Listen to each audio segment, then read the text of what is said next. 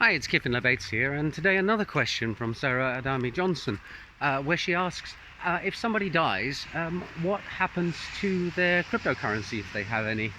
Now, obviously I'm not a lawyer who drafts wills. I have received a couple of inheritances in my life, and actually I don't personally have a will because Finnish law is pretty clear on what happens to your assets when you die. They go to your spouse and your children in a very clearly defined proportion.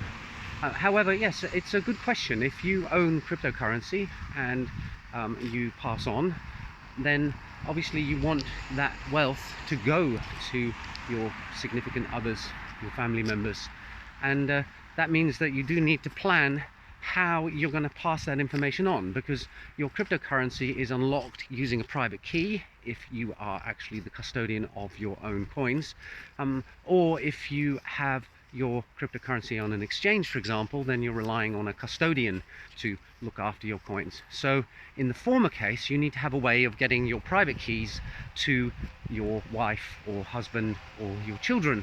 And there are a number of ways you can do this. Obviously you can put the private keys on a piece of paper and store them in a vault at a bank, and then when your estate is handled, part of that will be handing over the keys to whoever needs them in order to access your cryptocurrency fortune, if you happen to be lucky enough to have one and unlucky enough not to have been able to spend it.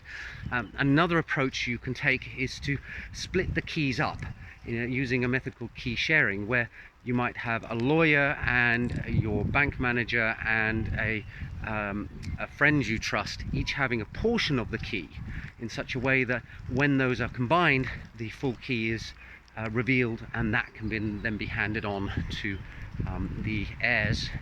If your coins are on a crypto exchange, well, then you just need to make sure that the login details, your username and password, and possibly your two-factor authentication mechanism get passed on to your heirs, and then again they can log into your account. And also, I would presume that there is a possibility in most exchanges for somebody with the help of a lawyer to contact the exchange in the case that that didn't happen, in order to be able to unlock those funds. If they can prove that they are the rightful heir and the actual owner is no longer alive, well, then the exchange surely will eventually, after investigation, open up and pass on the information to the relevant parties.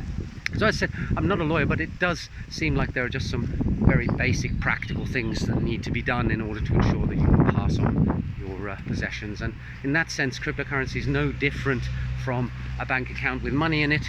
It just happens to be that there is the possibility, if you are looking after your own coins rather than relying on a custodian or third party, you need to make sure that there's information available in a secure place so that people can't break in and steal it, but that it's accessible to your heirs and that they know where to find it in the unfortunate event of your demise.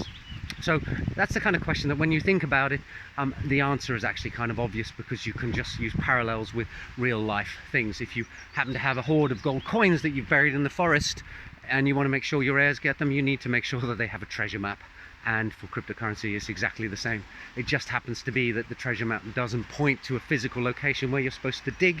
It points to the relevant numbers, the private keys that allow your heirs to access things. So hope that answers your question, Sarah, and I'll see the rest of you in the next video soon. Bye for now.